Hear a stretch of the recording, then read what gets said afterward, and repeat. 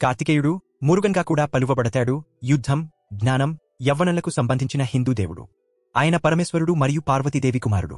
ఆయన జనన కథ హిందూ పురాణాలలో అత్యంత ఆకర్షణీయమైన మరియు అద్భుతమైన వాటిలో ఒకటి. స్కంద పురాణం ప్రకారం కార్తికేయుడు పరమేశ్వరుని మూడవ కన్ను నుండి వచ్చిన అగ్నికరణం నుండి జన్మించాడు. ఆ కరణం అంతటి శక్తివంతమైనది కాబట్టి దానిని ఎటువంటి పాత్రలో వేయలేకపోయారు. అందువల్ల పరమేశ్వరుడు దానిని గంగానదిలో ఉంచాడు. గంగానది ఆ కరణాన్ని సరవణ అనే అడవికి తీసుకువెళ్ళింది. అక్కడ 6 కృత్తిక నక్షత్రాలు దానిని కనుగొన్నారు. కృత్తికలు అందచందాలు మరియు దయకు ప్రసిద్ధి చెందిన ఆకాశపు గంధర్వకన్యలు.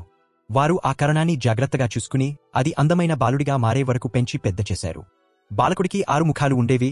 అవి అతన్ని పెంచిన 6 కృత్తికలను సూచిస్తాయి.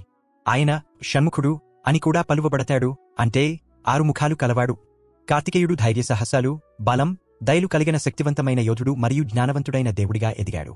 ఆయన సాహసం, శక్తి, దయల కోసం ప్రపంచవ్యాప్తంగా ఉన్న హిందువులు ఆయనను పూజిస్తారు.